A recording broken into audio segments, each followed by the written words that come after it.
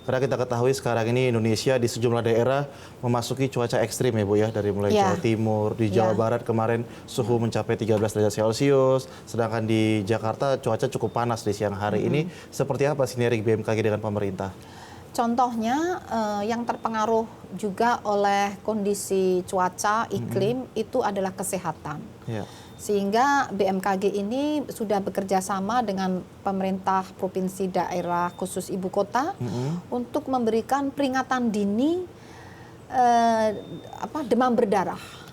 Jadi kita bisa berdasarkan ini pantauan cuaca, ini kelembapan udara terutama. Itu terlihat Bu potensi demam berdarah. Iya, bisa dipetakan zona mana yang akan kena. Jadi kami sifatnya sebelum kejadian.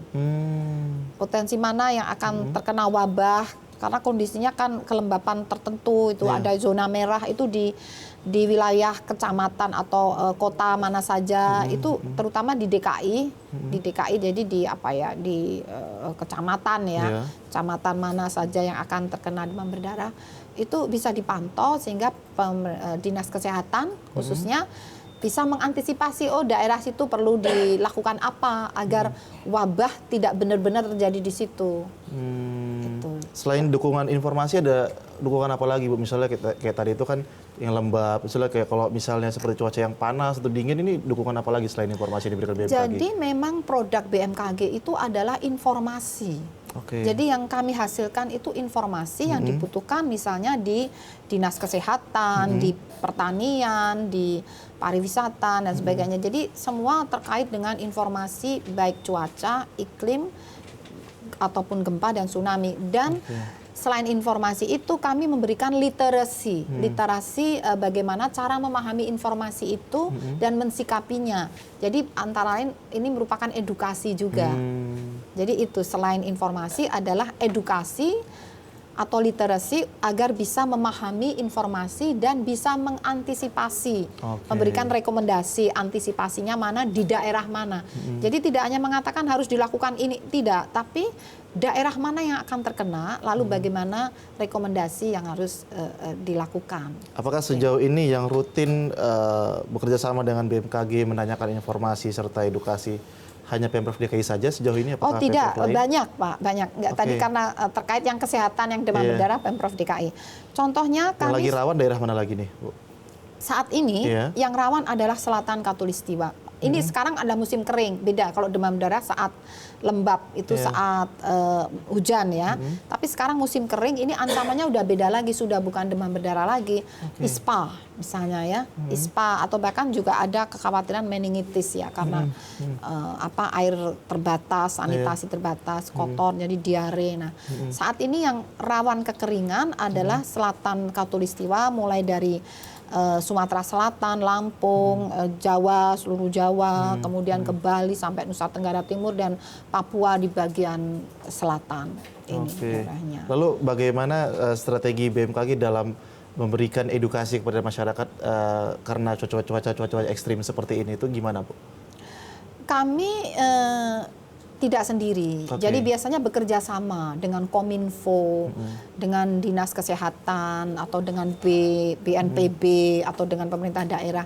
Strateginya adalah sekarang 70% penduduk Indonesia itu kan milenial, bahkan lebih ya, mungkin udah sampai 80% milenial. Milenial itu sangat digital banget. Sehingga strategi kami informasi literasi itu juga kami sampaikan terutama melalui kanal-kanal digital. Kami ada Twitter, Facebook, apalagi Instagram, itu subscribernya juga udah jutaan ya. Apps, mobile apps untuk informasi cuaca, iklim, gempa dan tsunami, kemudian melalui website yang itu tradisional masih ada juga. Kemudian melalui televisi, melalui YouTube. Sekarang kami galakkan juga melalui YouTube itu terutama untuk edukasi itu. Jadi strateginya menggunakan platform-platform yang sudah ada multimoda untuk komunikasi tadi. Selain juga kami ada sekolah lapang. Sekolah lapang iklim tadi langsung di lapangan dengan petani, dengan nelayan. Sekolah lapang gempa langsung dengan anak-anak SD, anak-anak sekolah. Itu kami lakukan dan kami biasanya tidak pernah sendiri. Jadi gotong royong dengan pihak terkait begitu. Oke. Jadi itu. Dan baru-baru ini juga berita beredar informasi tentang potensi tsunami di selatan Pulau Jawa. Ini seperti apa Bu Rita menjawabnya? Ini fenomena yang selalu terjadi memanas. Peredarannya itu jadi sebetulnya peristiwa yang terjadi seperti saat ini beredar cemas lalu panik gitu. Iya. Itu udah terjadi berkali-kali, hampir setiap tahun terjadi. Dan saya juga heran, sudah dijelaskan berkali-kali tapi tetap terjadi juga. Jadi sebetulnya sudah lama, paling tidak 19 tahun. Itu pemerintah itu sudah tahu semua itu datanya. Kan banyak peneliti, banyak pakar bahwa di sebelah selatan Jawa, Sumatera, Nusa Tenggara itu kan memang ada zona tumbukan lempeng. Ini semua bukan rahasia, bukan berita yang baru. Cuma kami juga memahaminya selalu ada siklusnya, nanti 1 tahun lagi heboh lagi. Padahal kemarin juga udah heboh, udah dijelaskan, udah tenang, nanti heboh lagi gitu. Okay. Nah, tapi poinnya adalah kenapa kami selalu terbuka menginformasikan sesungguhnya yang ada di Indonesia itu seperti apa, ada tumbukan lempeng, lalu ada megatrust. Itu maksudnya adalah agar pemerintah daerah dan masyarakat setempat itu melakukan antisipasi.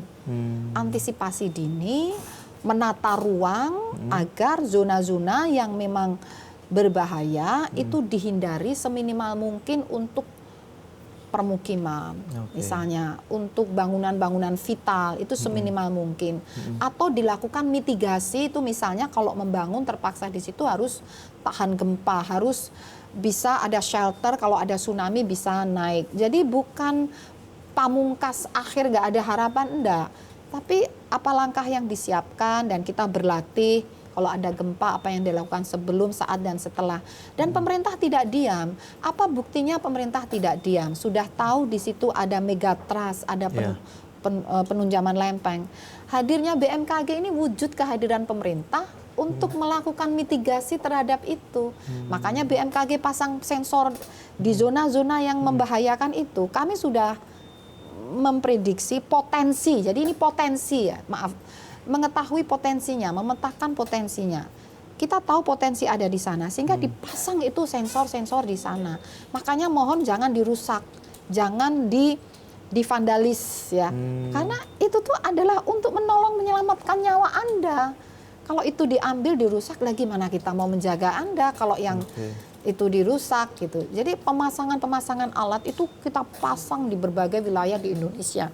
Meskipun belum semuanya kena pemasangan, tapi minimal zona-zona yang berbahaya, yang vital itu kita jaga dan kita pantau dari ruangan ini.